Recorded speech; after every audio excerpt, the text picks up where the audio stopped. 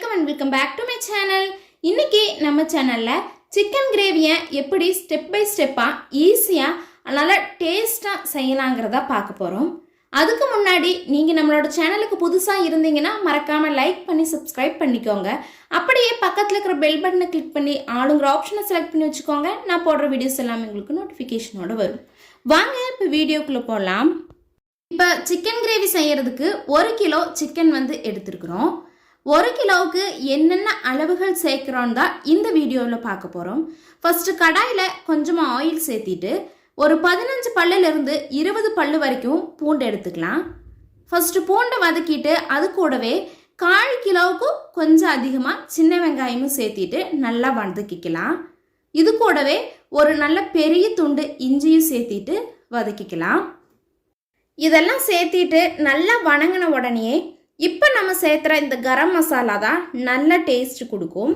இதுக்கு என்னெல்லாம் எடுத்துருக்குறேன்னு பார்த்தீங்கன்னா குருமிளகு கொஞ்சமாக, அதுக்கப்புறம் சீரகம், சோம்பு, பட்டை, கிராம்பு, ஏலக்காய், கொஞ்சமாக கசகசாவும் சேர்த்திக்கலாம். தேவைப்பட்டதுன்னா உங்களுக்கு இந்த டேஸ்ட்டு பிடிக்கும்னா கேஷ்யூஸும் கொஞ்சம் சேர்த்திட்டு நல்லா வணக்கி எடுத்துக்கலாம். கடைசியாக இறக்க போகிறதுக்கு முன்னாடி புதினா கொத்தமல்லி சேர்த்தனா போதும். ஏன்னா புதினா கொத்தமல்லி நம்ம ஃபஸ்ட்டே சேர்த்திட்டோன்னா ரொம்ப வணங்கிரும், அந்த டேஸ்ட் மாறிடும். எல்லா பொருளுமே நல்லா வணங்கின உடனே ஸ்டவ்வை சிம்மில் வச்சுட்டு தேவையான அளவு மிளகாய் தூளும் மல்லித்தூளும் மட்டும் சேர்த்தி நல்லா கிளறி விட்டுட்டு உடனே ஸ்டவ்வை ஆஃப் பண்ணி அந்த சூட்லேயே நம்ம அப்படியே வச்சிடலாம். சூடு நல்லா ஆறினதுக்கு அப்புறமா மிக்சர் ஜாரில் சேர்த்தி தண்ணி விட்டு நல்லா பேஸ்ட் அளவுக்கு அடித்து எடுத்து வச்சுக்கலாம். இந்த சிக்கனுக்கு மெயினாக இந்த பேஸ்ட்டு தான் நல்ல டேஸ்ட்டும் கொடுக்கும்.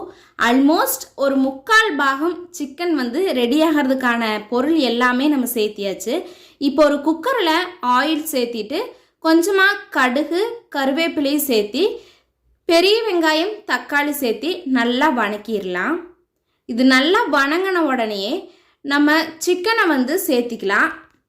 சிக்கன் வேக வச்சு சேர்த்த வேண்டாம், அப்படியே 1 kg சிக்கனையும் சேர்த்திட்டு இது கூடவே தேவையான அளவு உப்பு, மஞ்சள் தூளை இந்த ஸ்டேஜில் சேர்த்துனீங்கன்னா தான் அந்த டேஸ்ட் நல்லா இருக்கும்.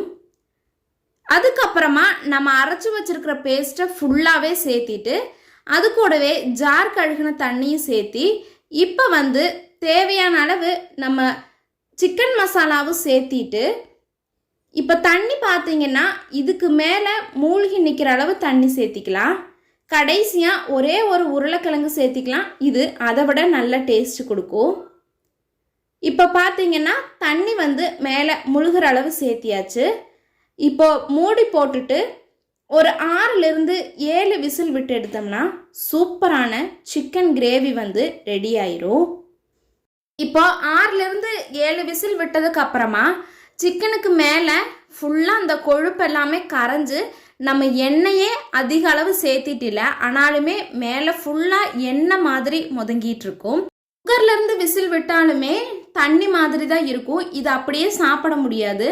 அதனால நல்ல பெரிய வாணலியில் சேர்த்திட்டு கொஞ்ச நேரம் கொதிக்க விட்டுட்டு புதினா கொத்தமல்லி தூவி இறக்கிட்டோன்னா சூப்பரான சிக்கன் கிரேவி ரெடி ஆயிரும். நீங்களும் இதே மாதிரி ட்ரை பண்ணி பார்த்துட்டு எப்படி இருந்ததுன்னு மறக்காமல் கமெண்ட் பண்ணுங்கள்.